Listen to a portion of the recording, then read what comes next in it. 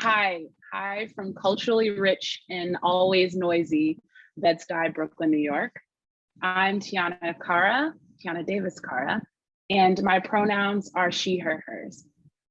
I am honored to be chosen to speak to you all today, and especially thankful that you are actually listening because Zoom overload is real, and I appreciate you lending me your eyes and ears right now. When I received this invitation to speak by Sister Carol, I was hesitant because I had no idea what I would say. But when she shared today's theme, lifting our voices, sharing our stories, I immediately felt a connection to it. Particularly the last part of the theme, sharing our stories. When I read it, I highlighted it and then immediately transported back to 2002. When I was a 17-year-old freshman at what was then Holy Names College.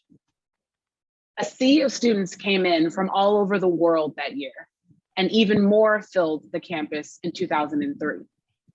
While roaming the halls, I was taken aback by the languages that I heard and swept away by the cultures I was discovering. And I was galvanized by the pride folks held in their own identities. This was the beginning of a love affair with diversity for me.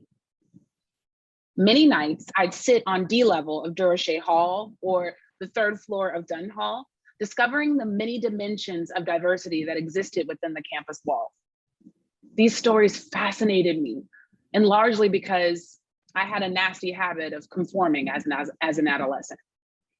I grew 4 inches one summer in middle school, and every kid made fun of me for it. Thus, this kind of game of Tetris began. I would shift myself around to try to fit in, and then once I did and found success, I would completely disappear. I listened to the music that the popular kids deemed to be acceptable, and I wore the clothes that fit the trends of the time. Authenticity was nowhere to be found in my vocabulary or in my actions.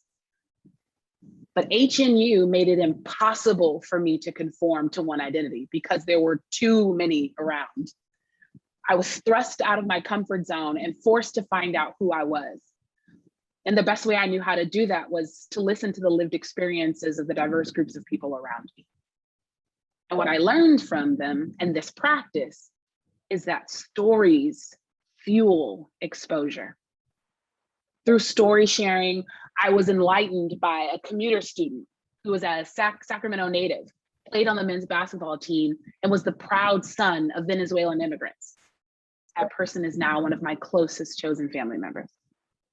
I was inspired by a 5'1" rockabilly badass who introduced me to her Hispanic culture and music from the 1950s. And because of this practice, I saw the world through the hazel eyes of a Turkish student who was new to this country and spoke very little English. He introduced me to his country and a culture I never knew existed. And that Turkish boy is now my husband and the father of our 1-year-old son. Sister Carol asked me to share my thoughts on the future for the students listening. So I have a few things that stand out related to my speech. Here are 3 ways that you can prepare your future self. Number 1, identify the milestones in your life that shaped who you are. Embrace them, flaws and all, and then share them. Share your narrative. You learn a lot about yourself by giving voice to your lived experience. And those around you have much to gain as well. Number 2, do your best to reduce your personal bias. Holding on to biases impedes your ability to be inclusive. Truly listen and learn from the diverse perspectives around you. You can practice inclusive listening by first deferring judgment, being completely attentive, and listening with the intent to learn. It's the only way you can grow, be inclusive, and truly champion diversity. And lastly, hold on to your story and your authenticity for dear life. I'm going to say that again. Hold on to your story and your authenticity for dear life.